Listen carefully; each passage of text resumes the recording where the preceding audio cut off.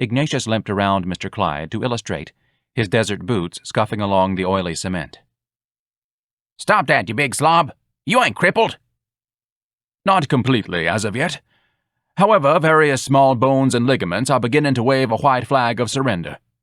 My physical apparatus seem to be preparing to announce a truce of some sort.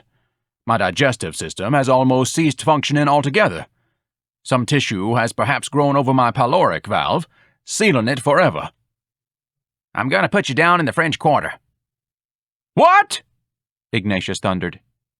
"Do you think that I am going to perambulate about in that sinkhole of vice? No, I'm afraid that the Quarter is out of the question. My psyche would crumble in the atmosphere. Besides, the streets are very narrow and dangerous there. I could easily be struck down in traffic or be wedged against a building."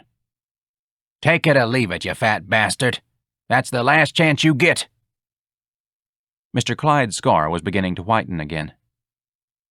"It is? Well, please don't have another seizure. You may tumble into that vat of franks and scald yourself. If you insist, I imagine that I shall have to trundle my franks down into Sodom and Gomorrah."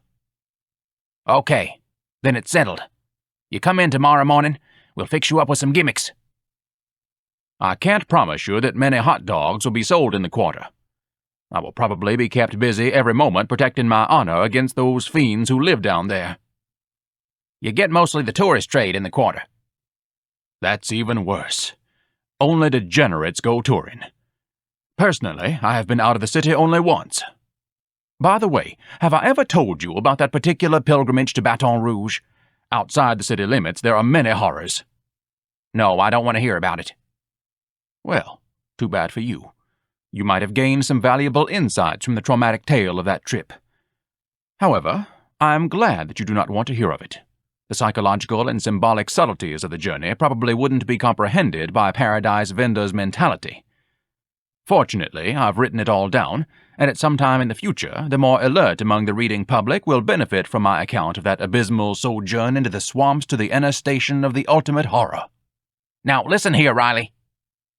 In the account, I struck upon an especially suitable simile in comparing the Sena Cruiser bus to a loop-the-loop in a surrealistic amusement park. "Now shut up!"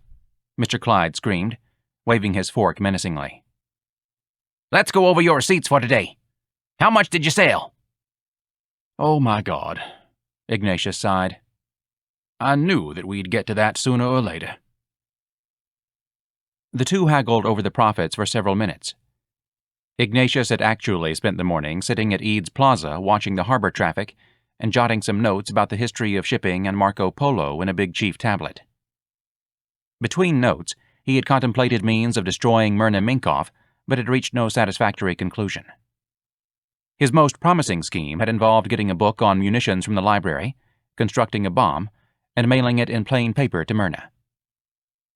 Then he remembered that his library card had been revoked. The afternoon had been wasted on the cat.